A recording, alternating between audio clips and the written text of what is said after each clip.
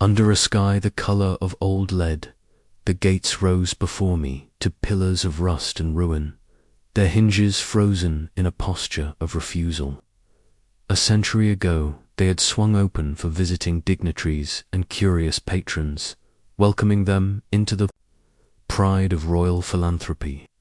Now they stood like the jaws of a long-dead animal, teeth blunted but still poised, as though reluctant to let the world in on what lay beyond. Moss clung to the wrought iron, slick from the mist, and the padlock hung like a relic whose key had long since been swallowed by the earth. I had expected the scent of weeds and rot. Instead, the air was heavy with damp stone, as if the very walls ahead had been breathing slowly in the dark all this time, waiting for someone to return. Past the gate, a narrow path wound through nettles and wild grass, a spine of cracked cobblestone leading toward the main building. Once, carriages would have rolled here in measured procession, the sound of hooves muffled by careful gravelling, the asylum's facade framed like a promise. But the promise had soured. The roofline sagged, and ivy strangled the chimneys like green ropes pulled tight. Through the empty windows, I could see only shadow, the kind that suggests not just an absence of light, but the preservation of something too ashamed to be seen. It is easy to imagine that such a place simply failed, fell into disuse, and crumbled into anonymity. But the local archives tell a more complex story. In brittle ledgers bound with string, I found the first mention of its founding, a royal decree, dated in the last years of the 18th century, declaring the construction of a house for the protection and nurture of orphaned innocents. The language was warm, almost tender.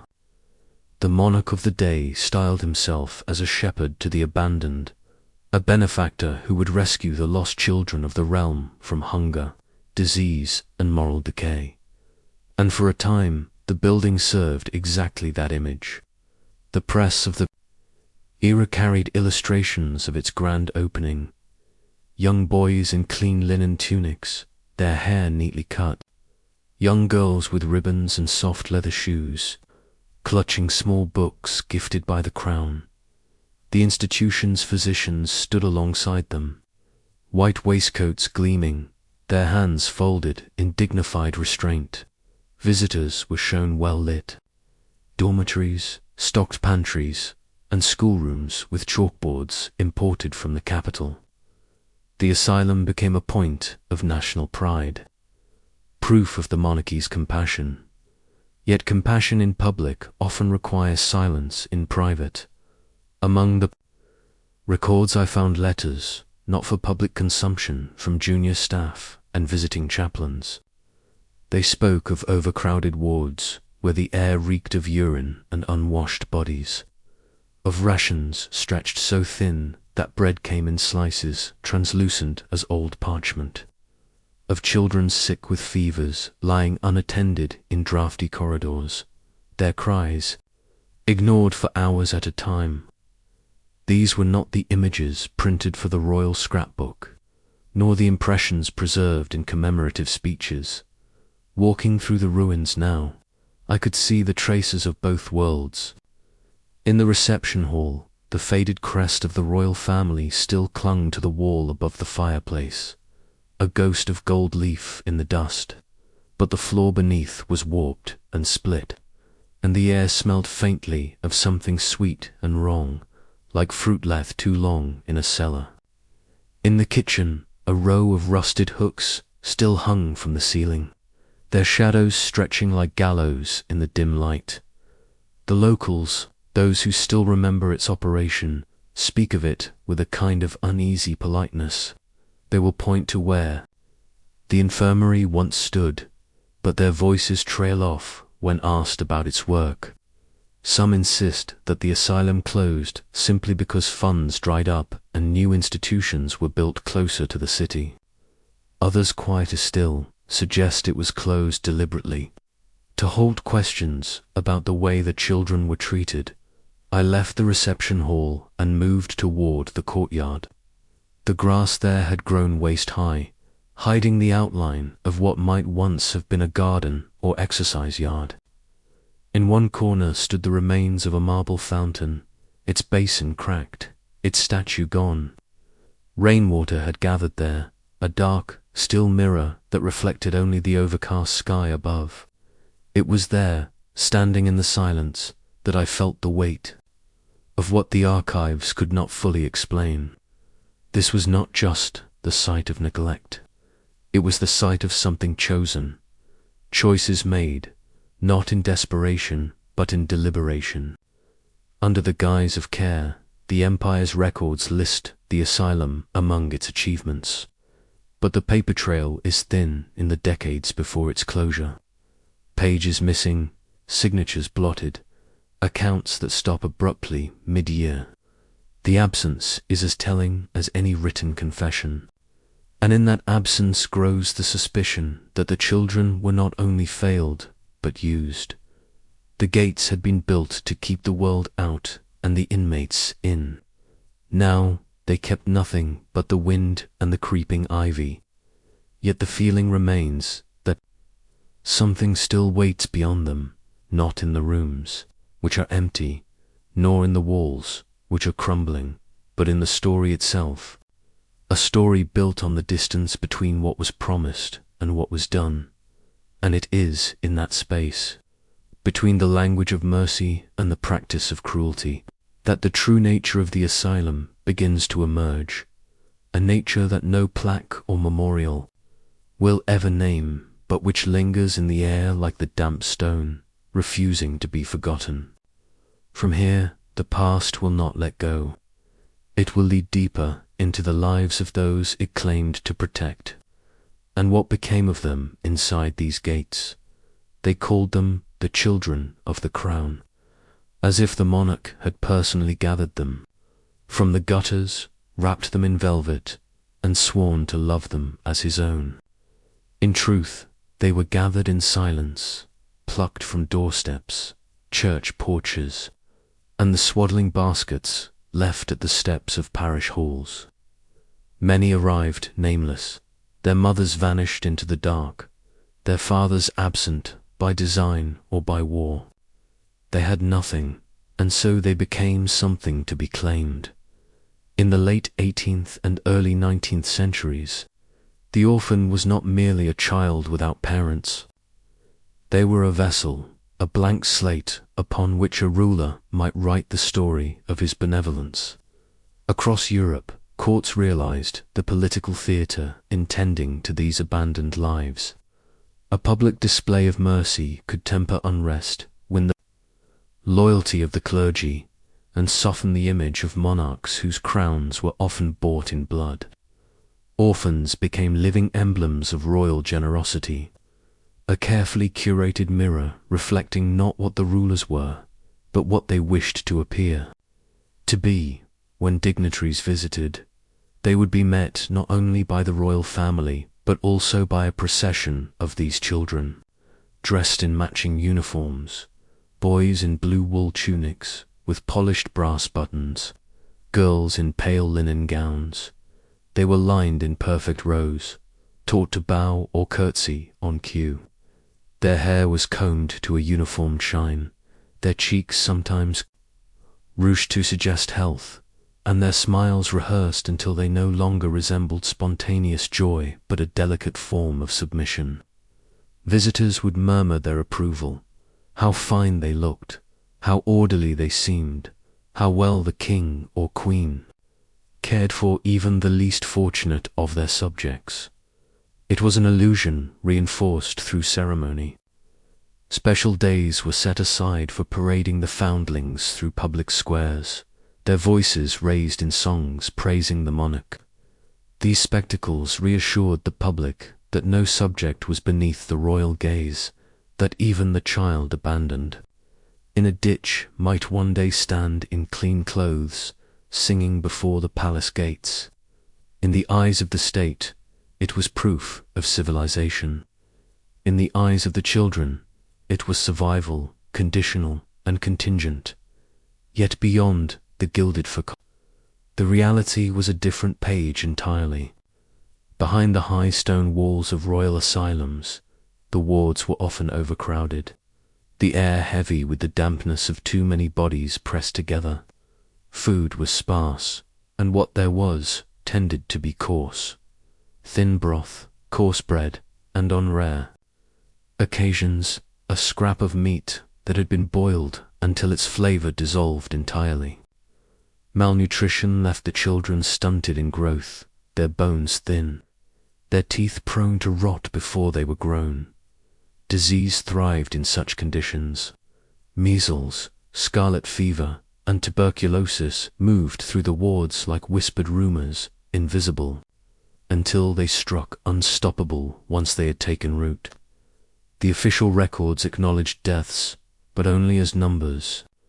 Names, when they were recorded at all, were often followed by the word unknown, as if erasing their identities a second time might make their passing easier to ignore. Oversight was minimal.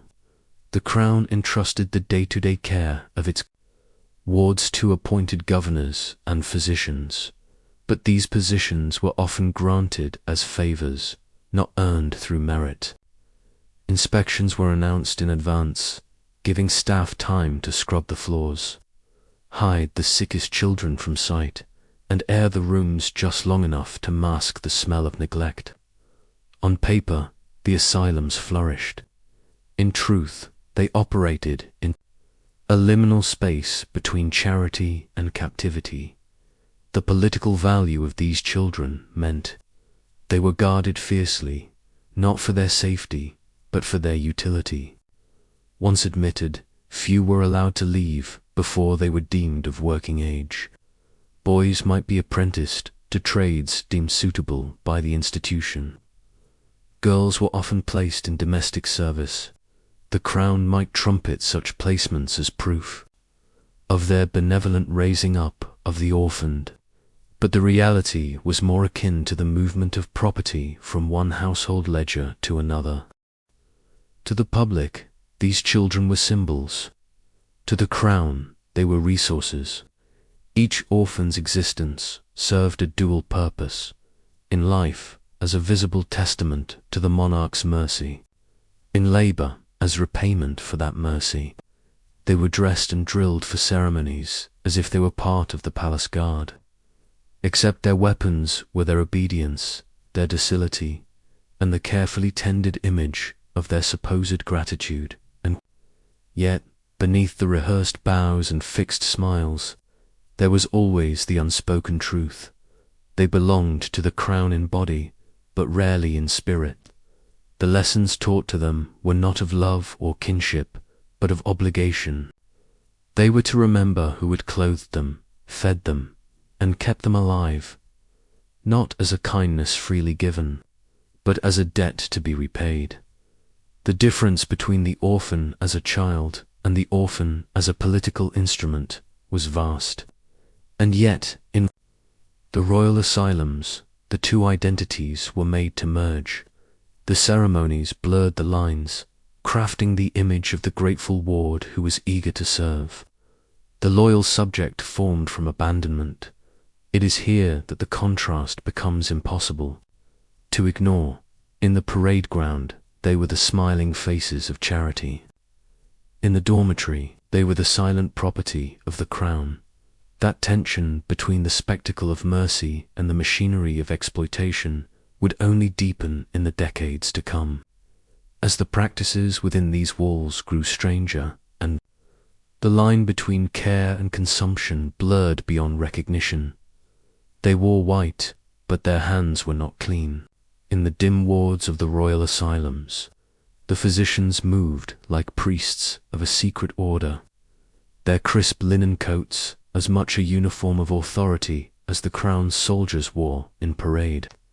They were men of letters, trained in the grand halls, of medicine, versed in anatomy, humours, and the alchemy of tinctures. Their names were spoken with respect in drawing rooms and lecture halls. Yet here, Among the orphaned and forgotten, their science took on a darker shade, for in this era, the close of the 18th century and the long 19th that followed, medicine was not yet the sheltering art it would one day claim. To be, it was a proving ground, a theatre of trial and error, in which the bodies of the powerless became the living parchment upon which theories were written. Among the poor, the imprisoned, and the institutionalized, there was no expectation of consent, no right to refuse. An orphan, placed in the care of the crown, could be observed, prodded, and tested in the name of learning, and there would be no one to speak on their behalf to the physicians. This was not cruelty, or at least not cruelty they would name as such. It was opportunity. The wards provided them with an endless supply of young, malleable patients, bodies untouched by prior treatments, systems unspoiled by the errors of lesser doctors. In journals and letters, they wrote of the clean slate afforded by institutional populations, as though the absence of family made the child a perfect subject for study. Their language was cold, detached, almost mechanical. Fevers became cases, malnutrition a natural experiment in deprivation in the era's medical culture. To treat and to test were often indistinguishable acts. A new salve might be applied to half a ward while the other half received none, to measure comparative outcomes. Children might be bled to relieve a fever and then bled again, days later, to observe the effects of repeated depletion. Even death was not the end of the physician's dominion. When a child's body cooled, it might be carried to the dissecting room, where its tissues became lessons for students or specimens for the crown's surgeons. Hierarchy ruled this world as firmly as it ruled the court. At the apex stood the royal physician, a figure who owed his position not merely to his medical skill, but to his loyalty to the sovereign. Beneath him, layers of surgeons, apothecaries, and attendants executed orders without question. To rise in such a structure required not just competence, but a willingness to be useful, to produce results that might interest the palace or the academy. And results required boldness, even at the expense of those who could not object. The culture of medical experimentation was not confined to the asylum. Across Europe, hospitals for the poor were routinely used as laboratories. The difference was that in a royal asylum, the stakes were heightened. The crown's involvement created both protection and pressure. Protection from scrutiny, pressure to justify the expensive care with visible progress in treatment. A physician who discovered a remedy or a technique that could be paraded as a royal contribution to science would find his name secured, his career made. In this crucible of ambition and hierarchy, ethics often bent beneath the weight of opportunity. Some doctors truly believed they were advancing the cause of medicine, that the suffering of a few powerless children might one day save countless lives. Others were less troubled by justification, their focus fixed entirely on advancement. Either way, the language of science served as a cloak, covering acts that, stripped of their clinical phrasing, would look very different in the light of day. One practice in particular began to surface in these hidden chambers, the use of human substances as remedies. For centuries, apothecaries had trafficked in powders made from bones, oils distilled from flesh, and tinctures drawn from the blood of the executed. In polite society, such cures were whispered about, their origins obscured by Latin names and the perfume of exotic spices. But in the quiet halls of the asylum, the experiments could be conducted openly, without fear of scandal. The physicians who oversaw the crown's orphans read these older treatises with keen interest. Human fat, they believed, held special restorative powers, able to soothe inflammation, heal wounds, and nourish the body through topical or even internal application. Obtaining such a substance in the outside world was difficult, dependent on the bodies of criminals or the poor dead. Within the asylum, however, the calculus was different. Here there was little oversight, and death was an expected guest. Though the practice began in whispers, it soon took on the shape of policy. Deaths were opportunities. Corpses, once viewed as unfortunate losses, became potential resources. The fat could be rendered, refined, and stored in the apothecary's jars, labeled for later use. The justification was simple. Why waste what might heal another child? In their notes, the physicians couched it in the rhetoric of efficiency, of science, of necessity. But necessity is a slippery word. In these wards, it became the justification for an unspoken truth. The children were not only patients, they were, in death as in life, instruments of the crown's will. Their bodies could be studied, their tissues transformed, their very flesh repurposed in the service of care. The white coats moved silently through the halls, carrying their ledgers and instruments, their faces composed into masks of authority. The children watched them with a mixture of fear and awe, sensing without understanding that these men were both healers and harvesters. The line between the two was so thin as to be invisible, and so the stage was set, a place where medicine wore the face of mercy, even as it fed upon the most vulnerable, where the oath to heal could be twisted into a mandate to take, and where the dead did not always leave empty-handed. What began here, in these long, echoing corridors, would lead to the most unsettling chapter of all, the moment when the cure itself would come from the flesh of those it was meant to save. It began in silence, in the cold hours before dawn, when the dead were most easily moved. The still forms, shrouded in coarse linen, were carried not to the cemetery, but to a back room where the air was heavy with the scent of oil and ash. There, in the half-light of lanterns, the physicians and their assistants prepared to perform a ritual they would never name aloud in public, the rendering of human fat. They called it a recovery, as though what was taken could somehow be returned. This practice was no invention of the royal asylums. Across Europe, for centuries, apothecaries and folk healers had trafficked in remedies made from the human body. The flesh of the executed was rendered into salves for joint pain. Powdered skull was mixed into draughts for epilepsy.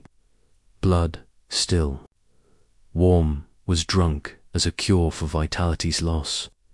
These were not the secrets of outlaws, but the curiosities of learned men, written in Latin and sold under the seal of respectability. Human fat, adepts humanus, was prized above many substances for its supposed ability to soothe inflammation, knit wounds, and ease the aches of the elderly. But in the asylum, the tradition was transformed. No longer an opportunistic harvest. From the gallows, it became a steady, controlled supply line. Deaths among the orphans and inmates were frequent enough to sustain the practice. The lack of family oversight made each body a resource, unclaimed and unprotected. Here, the dead did not vanish into the earth. They were weighed, drained, opened, and boiled. The process was clinical in its method, almost industrial in its efficiency. Assistants would place the body upon a wooden table, the air sharp with the metallic scent of blood and the faint sweetness of decay. With knives honed for dissection, they cut away the layers of pale tissue from the abdomen, thighs, and buttocks, the richest reservoirs of fat. These strips were placed in great iron cauldrons set over low flames. As the heat rose, the fat melted into a clear, golden liquid that shimmered in the dim light, its surface broken by bubbles that burst with soft, wet sounds. What was left after hours of rendering was strained through coarse cloth into ceramic jars. The cooled fat solidified into a pale, waxy substance with a faint odor, not unpleasant, but unmistakably human to those who knew it well. In the asylums, ledgers, such jars were catalogued with the precision of a merchant's stock: weight, date, source. Sometimes the source was listed simply as female, 14 years, or male, infant, as if even in death the children remained anonymous specimens. Officially, the fat was for the use of the asylum's own patients. It was mixed into ointments, sometimes combined with beeswax, herbs, or camphor, to be rubbed into the skin of the living.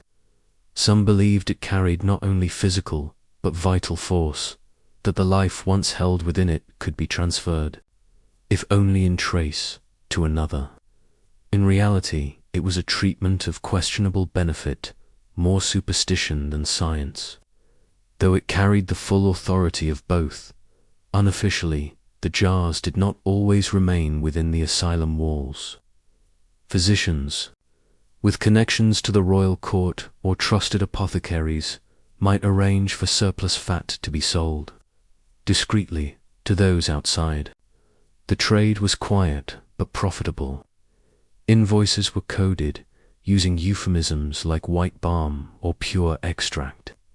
Wealthy patrons, who would have recoiled at the thought of grave robbing, applied these ointments without question, convinced. They were receiving the most advanced care available. The moral void in which this practice thrived was as vast as it was deliberate. The physicians framed it as thrift, as necessity, as mercy even. Why waste what might save another life?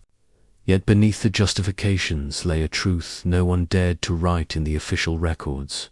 In these places, the line between healer and harvester had been erased. The same hand that checked a child's pulse in the evening might, before dawn, extract from that child the very substance it believed could heal another. Some who worked in the asylums carried the weight of what they had seen. A few former attendants, speaking decades later before reform committees, recalled the cold efficiency with which the bodies were stripped and boiled, the jars lined neatly on shelves, the smell of burning fat lingering in their clothes for days. One spoke of a boy whose body was rendered while his hair, still damp from the fever's sweat, clung to the side of the cauldron. Another described the quiet footsteps of a physician leaving with a sealed jar under his coat, bound for an apothecary's back door. Yet for most, there was no reckoning. The asylum's walls and the Crown's protection shielded the practice from scandal. Those who might have protested had neither the voice nor the power to be heard. The dead could not speak, and the living who mourned them, if any remained, were far from the halls where their remains were transmuted into medicine, in the ledgers. Each jar was a triumph of utility, a symbol of a system that believed it could take from death and give to life without consequence. But to look at them, rows of pale, solidified blocks resting in the shadows of a locked cupboard, was to sense a presence that was not entirely gone. The fat retained something, a trace of the body it had once sustained, as though the walls of the asylum could never truly rid themselves of those they consumed. And so the dead lingered here, not as ghosts, but as a substance, as a treatment, as a commodity. They were transformed, yet never released. It was a kind of immortality, but one without dignity. The asylum had learned how to hold onto its children forever, in the most literal and most unsettling way possible. Beyond those walls, the world moved on unaware. But within, the jars waited, patient, silent, ready for the next hand that would take them down from the shelf. And when that hand came, it would not be to bury the dead, but but to spread them once more across the skin of the living, in the belief that healing could be drawn from the flesh of the lost. It began with a spoon, a small pewter spoon pressed between the lips of a child too weak to resist, too trusting to question. The substance upon it was pale, thick, and faintly sweet, an ointment in another life, a meal in this one. They called it a tonic, a restorative, a treatment to fortify the constitution. But in truth, it was the rendered remains of the dead, fed back to the living in an act so quiet, so deliberate, that it escaped the outrage it deserved. The practice had no official name. In the ledgers, it appeared only as fortifying extract or nutritive salve. Yet those who worked in the asylums, those who knew the source of the pale, fatty paste, understood. The children who swallowed it did so in ignorance. Some were ill, lying in narrow beds, with fevers that burned the strength from their limbs. Others were simply malnourished, their faces drawn and hollow from years of insufficient food. They were told it would help them, and perhaps, in a narrow sense, it did. Human fat is dense in calories, rich in stored energy. But the nourishment came at a cost no child could comprehend. Accounts survive from attendants, whose hands shook when they wrote them down years later. One spoke of stirring a pot on a low flame, the contents separating into an oily sheen above a lumpy residue. The smell was faint, mingling with the tang of broth, but it was there, an undertone of something too human to mistake. Another described children licking their spoons, their hunger overcoming any suspicion. While the physician nodded approvingly from the doorway, not all the fat came directly from the asylum's dead. Some was purchased from other institutions, hospitals, poorhouses, even execution sites, but the jars from their own wards were prized. The belief lingered that the body of one young and innocent could yield a more vital remedy, that the essence of youth could pass into the one who consumed it. It was an ancient superstition dressed in the coat of modern medicine, and in the asylum it thrived without challenge. The administration of the fat was rarely public. It was mixed into gruels, folded into bread dough, or blended with honey and herbs to mask the taste. To the children, it was just another strange meal in a place where every meal was strange. But for those who knew the truth, each feeding was an unspoken transgression, a mingling of life and death that blurred the boundary between care and violation. Rumors circulated beyond the asylum walls. A midwife in the nearby town whispered that she had seen jars carried out in the dead of night, and that the recipients were not always physicians. A dismissed attendant claimed that, during a particularly harsh winter, the asylum's kitchens had used nothing else to enrich the children's diet, their stores of butter and lard long exhausted. The authorities dismissed such claims as malicious gossip, yet the consistency with which they appeared, in different voices over different decades, suggests a truth too troubling to record openly. One former nurse wrote of a boy who refused to eat after overhearing a whispered exchange between attendants. He would push away his bowl, his lips trembling, insisting it smelled like the room where the dead were kept.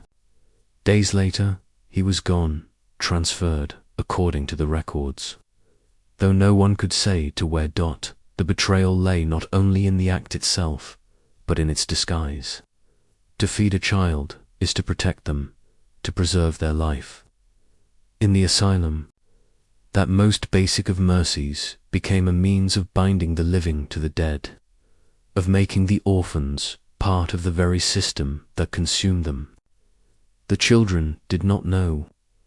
Perhaps that was the only kindness they were shown, ignorance in place of the knowledge that their bodies were being sustained by the remains of those who once slept in the beds beside them.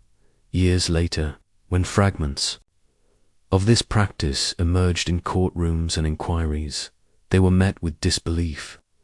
Learned men argued that the accounts must be exaggerated, the products of hysteria or revenge. Yet in dusty archives, among the brittle pages of medical reports and expense logs, the truth lies in plain sight. The quantities ordered, the dates of preparation, the careful notation of internal application beside certain jars. It is the language of bureaucracy, cold and without remorse, documenting a cruelty it did not recognize as cruelty at all. For the children, there was no such record. Their testimonies, if they were ever taken, have vanished. All that remains is the knowledge, pieced together from the accounts of others, that they were both patient and product, cared for and consumed in the same breath. In the stillness of the asylum's dining rooms, spoons scraped against bowls. The sound was small, almost comforting, like the noise of a quiet home. But it was not home. It was a place where innocence was preserved only long enough to be used, where the act of feeding could carry a shadow as deep as any grave, and beyond. The locked doors, the jars in the cupboards waited, their contents destined for another spoon, another bowl, another child who would never know what they had swallowed. The line between the dead and the living had been crossed so many times here that it no longer existed, only a cycle, silent and complete, in which every mouthful carried a secret that the asylum never intended to reveal. It began as a tremor, faint, almost imperceptible, the kind of rumor that could be laughed away in drawing rooms, yet refused to die in the streets, in taverns and market stalls, in the hushed corners of apothecaries. A question lingered. What exactly was being done with the bodies inside the asylum? The whispers were careful, never naming the place outright, never accusing too directly. But their persistence gave them weight, and that weight began to reach ears not meant to hear them. The first voices to speak openly were not radicals, but observers, attendants dismissed from their posts, clerks who had copied too many strange entries into the medical ledgers, a laundress who swore that the linens she collected bore the scent of something far older than sickness. They told their stories cautiously, couching their language in suggestion rather than accusation. But beneath the care lay something urgent and desperate, the need to be believed before the truth was swallowed whole by the midwinter of that year. The rumors had reached the city's more curious journalists. These men, often half-writers and half-gossip mongers, sensed the possibility of a scandal, the kind of story that could fill columns and sell papers far beyond the capital. A few ventured close enough to the asylum gates to sketch its walls, to speak with guards, to purchase drinks for kitchen boys who had once carried deliveries inside. From these fragments, they began to assemble a narrative that was darker than anything the public was prepared to accept. One pamphlet, printed in secret and sold on street corners, described medicaments prepared from the mortal clay of the unfortunate. Another, more cautious, suggested that certain fortifying tonics given to the poor were sourced in ways too repellent to describe. They sold well enough to draw attention, and the wrong kind of it. The asylum was not merely a building of stone and barred windows. It was an institution woven into the threads of the Crown's public image. It stood as a testament, they claimed, to benevolence, a place where even the most forsaken could be sheltered under royal care. To admit corruption there was, to admit rot at the very heart of the state's charity. And so the machinery of suppression began to turn. One by one, those who had spoken too freely found themselves silenced. The journalists were easy enough to handle a summons to court, a quiet threat of libel charges, a debt suddenly called in by a bank. Attendants who had given testimony were accused of theft or neglect, their credibility shredded in public before they could be heard in private. Others simply vanished from the record. A clerk who had once transcribed the jar's inventories found his post abruptly transferred to a distant province. The reason cited as administrative necessity. Even the written traces of the practice began to thin. Pages from ledgers were removed entirely, leaving a faint scar in the bindings. Receipts from apothecaries no longer bore the names of their more unusual purchases. Files were lost during routine reorganizations, their absence noted only in a margin by an indifferent hand. It was not an erasure born of haste. It was precise, deliberate, and patient in the salons of the royal court. The subject was addressed only obliquely, if at all.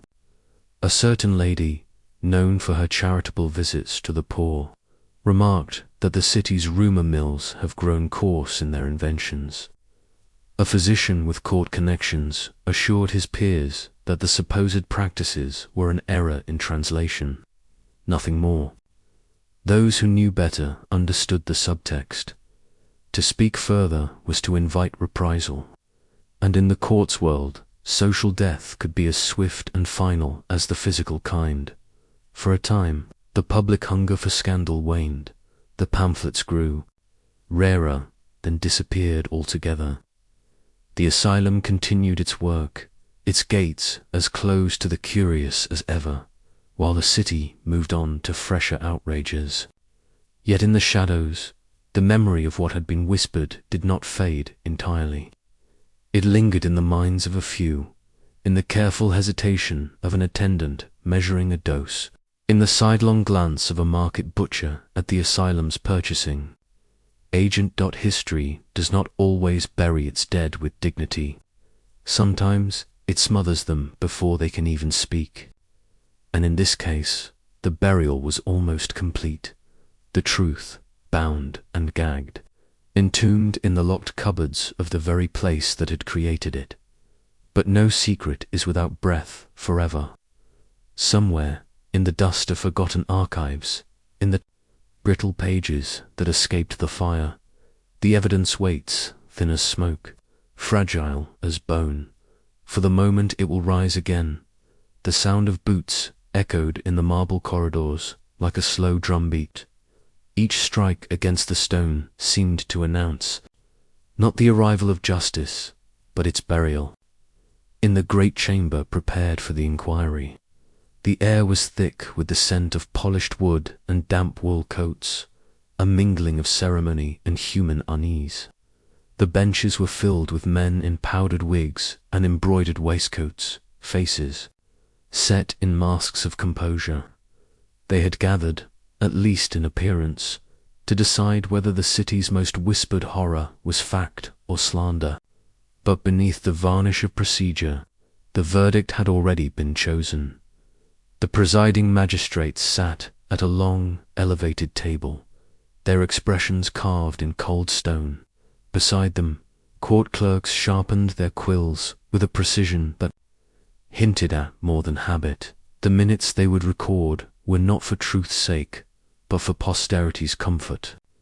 At the far end of the room, the accused physicians sat together, hands folded neatly, their eyes fixed somewhere beyond the present moment, as if this were merely another lecture to be endured. The first witnesses were chosen for their reliability, not in truth, but in loyalty. A senior nurse, her apron starched to rigidity, testified in glowing terms about the asylum's unparalleled advancements in medical care. She spoke of herbal tinctures, clean wards, and the noble aims of her superiors. Not a word passed her lips about the locked cellars or the smell that seeped through the flagstones on winter mornings. Her testimony was met with nods from the magistrates, the faint scrape of quills on parchment. Then came those who had nothing left to lose. An orderly dismissed months prior spoke of nights when the dead were wheeled not to the chapel, but to the back rooms where vats simmered over. Low fires. His voice trembled, not from uncertainty, but from the memory of heat against his face as he carried in the next body. He said the jars were labelled with care, the contents distributed under the guise of treatment. The magistrates shifted in their seats, one clearing his throat. The scribe paused, glanced up, and resumed writing in smaller, more deliberate letters, as though this testimony were a blemish to be minimized on the page. Conflicting accounts multiplied as the day wore on. A kitchen maid claimed she had seen children given cups of broth whose sheen did not come from any known animal. A young physician's apprentice, pale and sweating, denied any knowledge of such practices, only to falter when pressed about certain ledger entries in his hand. The magistrates allowed contradictions to stand, not out of diligence, but convenience. The tangle of testimonies made it easier to dismiss them all as unreliable. The asylum's director took the stand near dusk, his voice steady, his words carefully chosen. He admitted with an air of magnanimity that experimental treatments had been conducted on the more hopeless cases. Treatments aimed at stimulating the vital humours and restoring constitution through the essence of life. He did not name the essence, nor did the magistrates ask. The phrase itself seemed to soothe them, wrapping the reality in the silk of medical ambition. When the court retired to deliberate, the gallery was emptied under the watchful eye of guards. Outside, in the colonnaded hall, the witnesses waited in uneasy silence. The dismissed orderly sat with his head in his hands. The nurse smoothed her apron again and again, her gaze fixed on the floor. Somewhere above them, the magistrates debated, not the morality of what had been done, but the language by which it could be absolved. The verdict was delivered the following morning. The court found no grounds for criminal prosecution. The rendering of certain tissues was deemed an unfortunate misinterpretation by those untrained in the science of medicine. The administration of these preparations to patients, they declared, fell under the category of bold experimentation in the pursuit of cure. The physicians were praised for their courage in advancing the boundaries of healing, and encouraged to continue their work with greater discretion to avoid public misunderstanding. For the families of the lost, there was no solace. In the decision, those who had dared to speak were left with their reputations in tatters, branded as agitators or fabricators. The pamphleteers who had stirred the city's conscience now wrote in safer, duller tones, their sharper words consigned to memory alone. The asylum gates remained closed, its cellars undisturbed, its jars perhaps still lining the shelves where they had always been in the official record. The case was little more than a paragraph, a small matter resolved without scandal. But, among the few who had glimpsed what lay behind the walls, the judgment was its own kind of sentence, proof that truth could be not only ignored, but sanctified.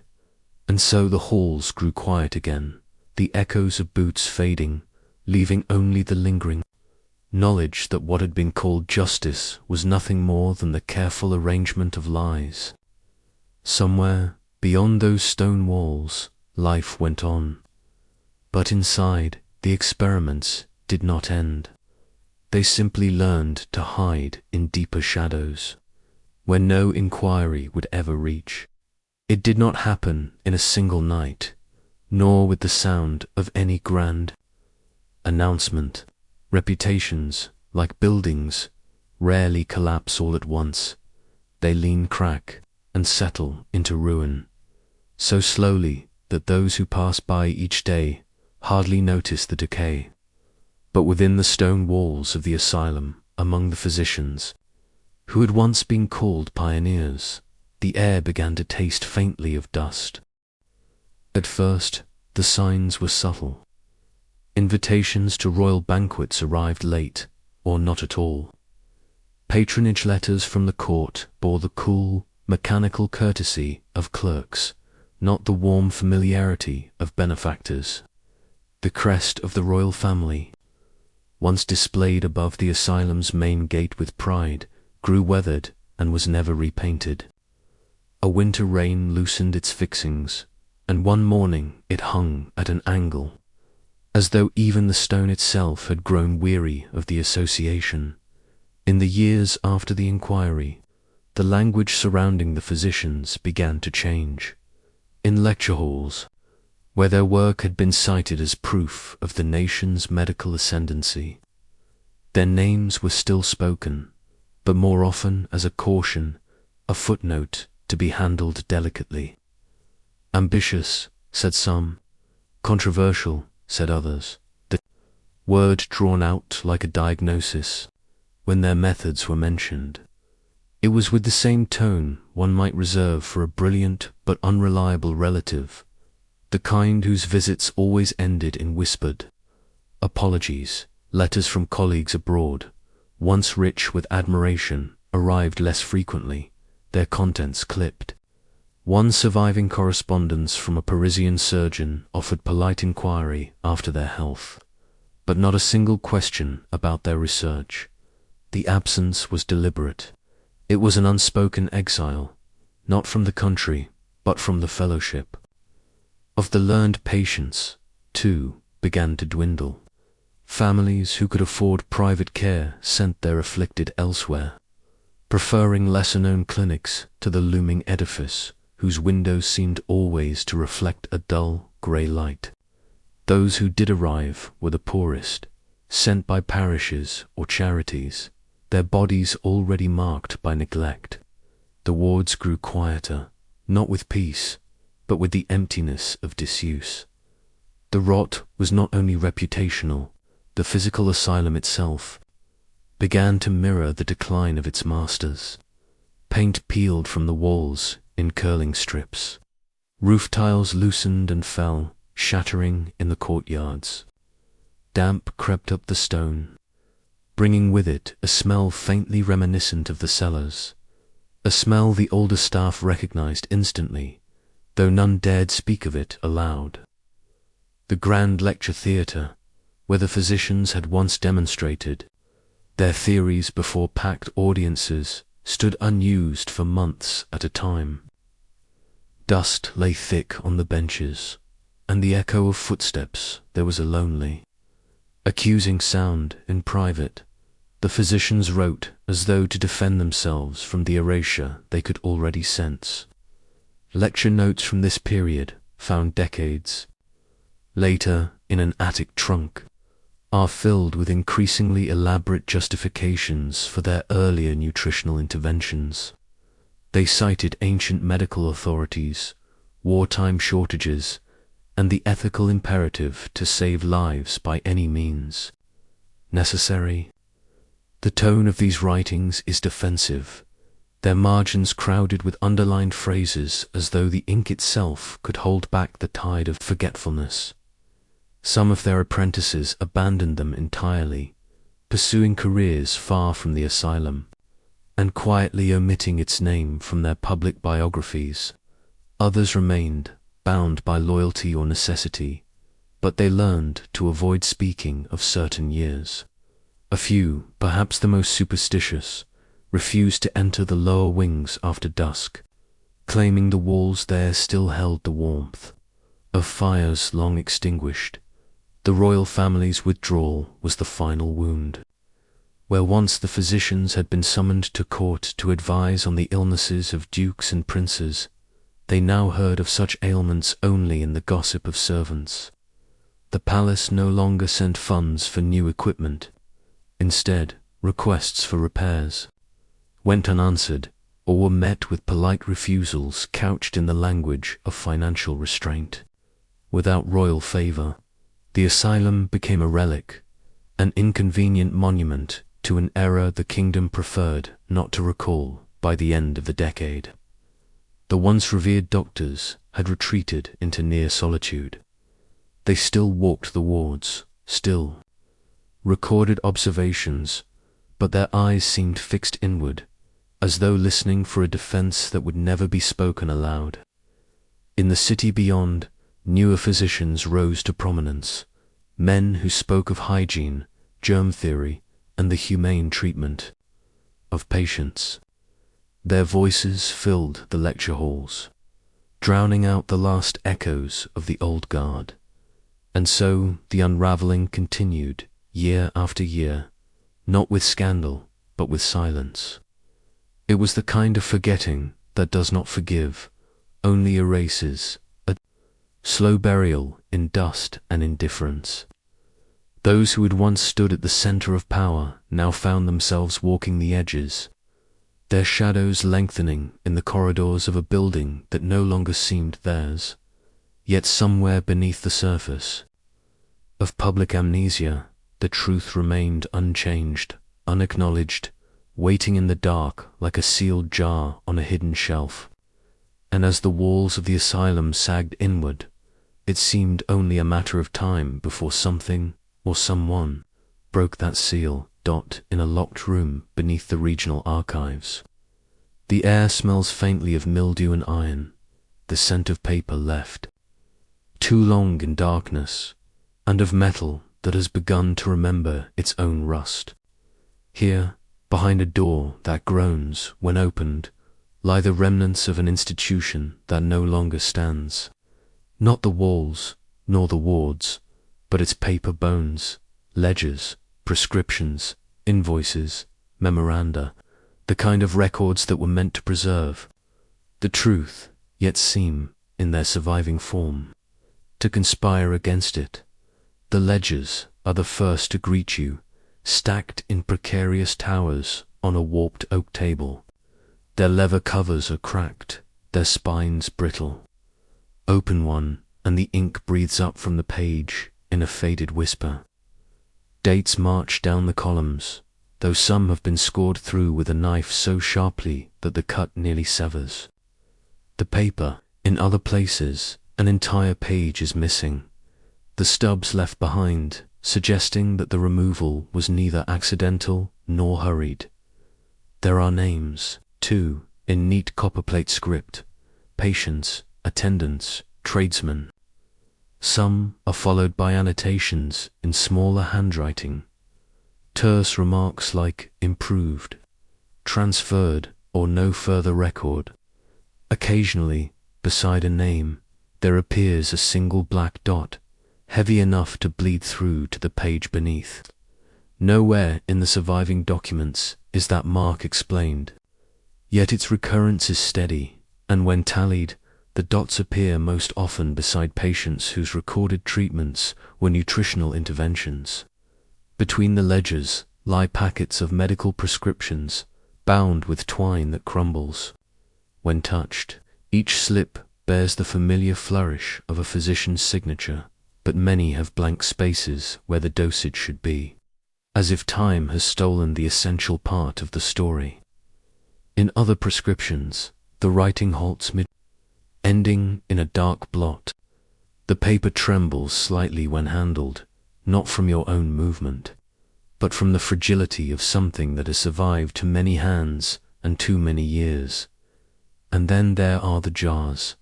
They are few in number, a half-dozen at most, stored in a separate cabinet whose lock appears newer than the rest of the room. The glass is thick, cloudy, distorted with air bubbles. Inside, the contents are preserved in a pale amber liquid that turns darker toward the base. One jar holds what seems to be a clot of pale matter, folded upon itself like fabric. Another contains something fibrous, branching, plant-like at first glance, but on closer inspection, clearly not botanical. The labels have been worn to illegibility, the ink dissolved into brown smears. The archivist who allowed entry here admits, in a voice barely above a whisper, that no official catalogue mentions these specimens.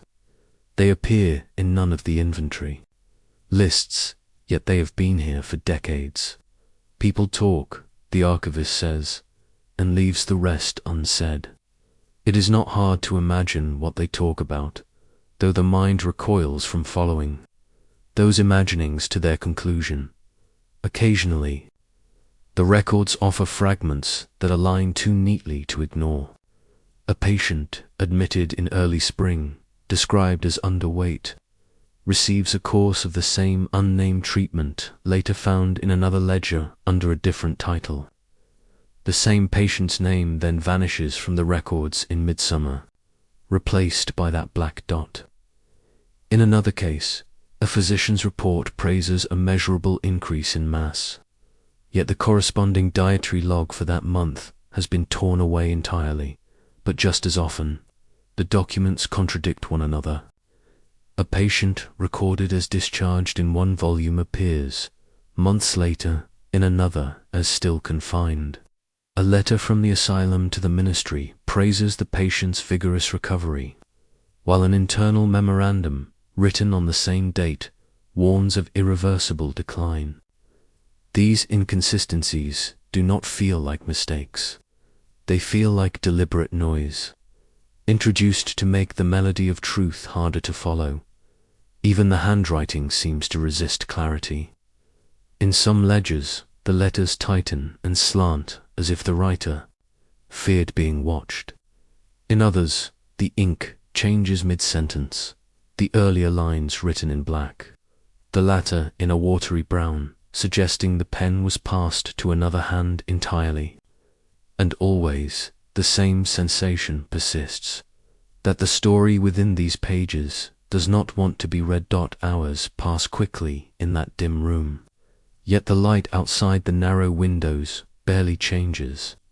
You close the last ledger and find your fingers stained faintly grey, as though the paper has marked you in return. The archivist locks the door behind you without meeting your eye. You leave with more than you came for. Not answers, but the weight of questions that refuse to settle.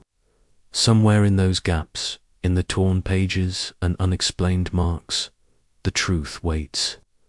But it is a truth that has been buried expertly, entombed, in contradictions and the silence of the dead.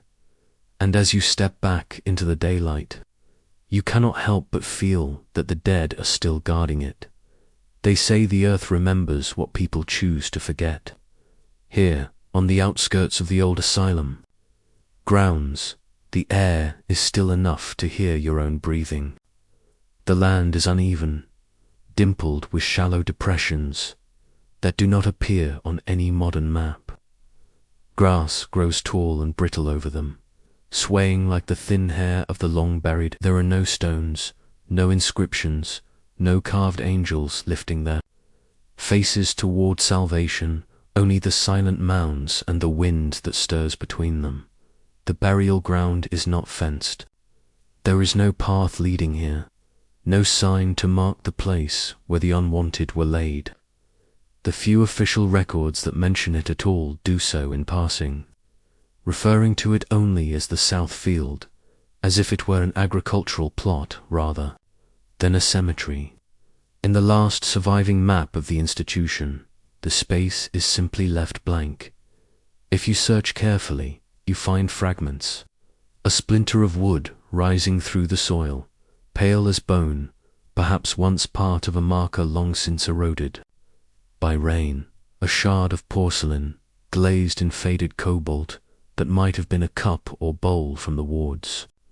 Rusted nails embedded in the earth, their lines too precise to be random. These are not relics in the sacred sense. They are scraps of lives unremarked upon.